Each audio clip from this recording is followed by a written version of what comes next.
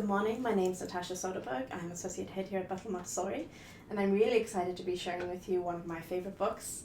I bought this at our book fair here right on campus. It's called Adrian Simcox Does Not Have a Horse. It's written by Marcey Campbell and Corinna Lakin. And my copy is signed.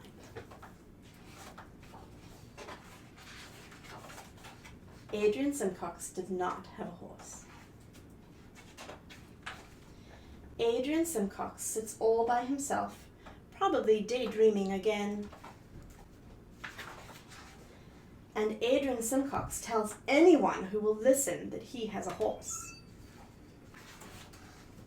Some kids believe him, but I don't. He lives in town like me, and I know you can't have a horse in town. Where would he put it? I asked Jamie at recess. Jamie says Adrian lives with his grandpa, and their house is very small, and there's hardly any yard. She said, the horse goes to the country sometimes. That's what Adrian said. Ha! Jamie will believe anything. I told my mom about Adrian's horse, and how he definitely does not have one. She said, and how would you know, Mrs. Smarty Pants? Because I know! Adrian Simcox does not have a horse. Adrian Simcox gets the free lunch at school. His shoes have holes. Kelsey told me her cousin has a horse, and it's super expensive. He can't take care of a horse. Adrian Simcox can't even take care of his own desk. Our teacher always says, we must try to be understanding. We have to be patient. But I was tired of being patient with Adrian Simcox and tired of trying to understand why he kept telling everybody he had a horse when he did not. The next day by the swings, he was telling a bunch of little kids about his beautiful horse with its great white coat and golden mane, saying she had the biggest, brownest eyes of any horse anywhere.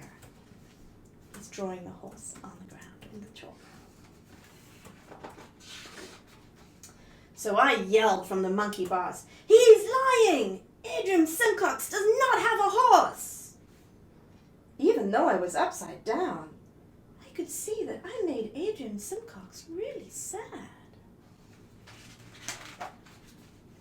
That night, I told my mom how Adrian was lying about his horse again. She said, Chloe, it's time to take Chompers for his walk.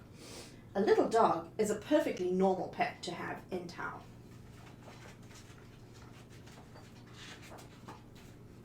Mom walked even faster than usual, so I had to run with Chompers to keep up. But when she got to the corner where we always turn left, she turned right. Why are we going over here? I asked. Chompers loved it, but I didn't. All the houses looked like they might fall down.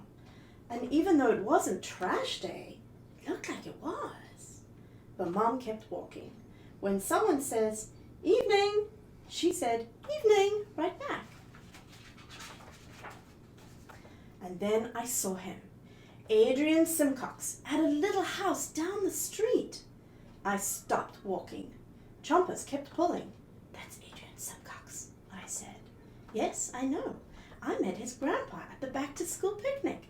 Now come on, said Mom. It was the tiniest house I ever saw.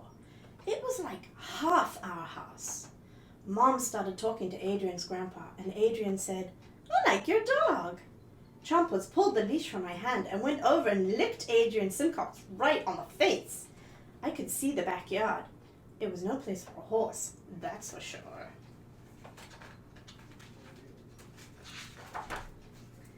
I could feel some words coming up in my throat and tangling in there, like when I swallowed something and it went down the wrong pipe.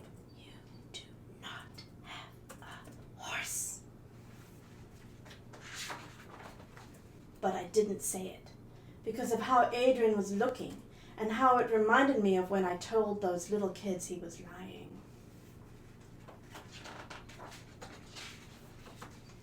Adrian Simcox tossed a ball to me. I caught it. I tossed it back to him. It was kind of cool to see Adrian Simcox smile. So I asked him, is your horse at a farm? And Adrian started talking about his horse. with a white coat and a golden mane and the biggest, brownest eyes of any horse anywhere. And then I thought Adrian Simcox had just about the best imagination of any kid in our whole school. I also thought he had the most beautiful horse of anyone, anywhere. The end.